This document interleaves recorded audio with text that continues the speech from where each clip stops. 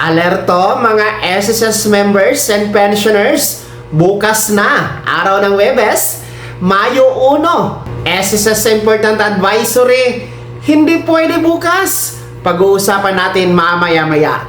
Hello mga ka-vlogs, welcome dito sa aking YouTube channel. Magandang araw po sa lahat ng mga manonood. San po kayong dako sa mundo? Kumusta mga ka-vlogs? Hello na din po sa ating Facebook page viewers. Eto no mga miyembro at pensioner nano na SSS, mahalagang abiso po bukas araw ng Biyernes. Mayo 1, no? Unang araw sa buwan ng Mayo.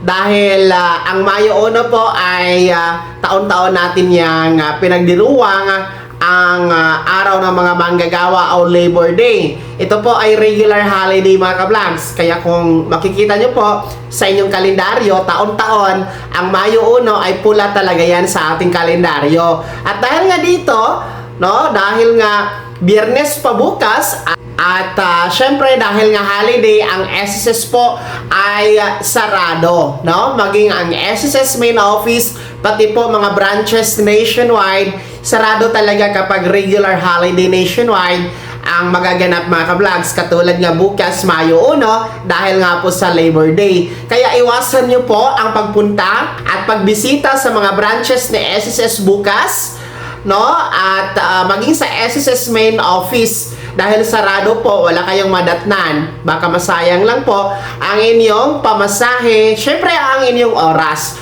Kung meron po kayong mga transactions, maaari nyo naman pong gamitin ang inyong My SSS account, no? Pwede naman po tayo mag-online transaction kasi halos lahat naman po na transaction nasa online na talaga sa pamamagitan ng My SSS account. Halimbawa nito, kung mag-apply kayo ng AKOP, kung kayo ay mag-apply ng iba't ibang loan benefits, mag-file ng iba't ibang benefits gaya ng sickness, maternity, no? Mag-submit kayo ng mga documents, pwede yan i-upload online gamit ang My SSS account. So yun muna yung gamitin ninyo mga ka-vlogs.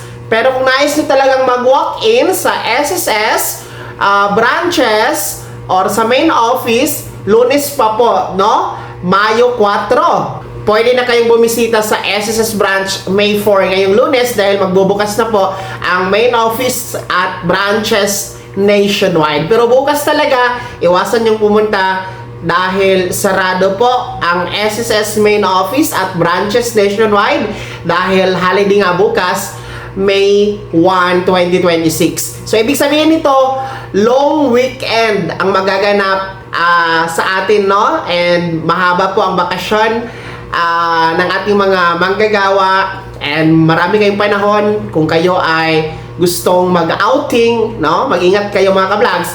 Pero mas mabuting manatili sa bahay dahil mahal ang langis ngayon, mahal ang gasolina. Mag-banding na lang po tayo kasama ang ating pamilya.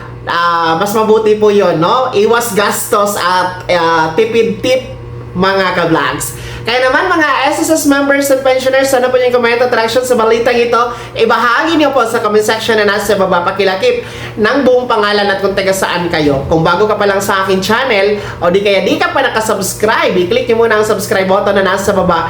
Huwag kalimutan na pindutin ang notification bell, ilagay sa all para una ka sa mga balita na i-upload ko. At sa Facebook page viewers natin, paki-follow na din po ang ating follow button na nasa baba. Maraming salamat. God bless. Mag-ingat mga ka-vlogs.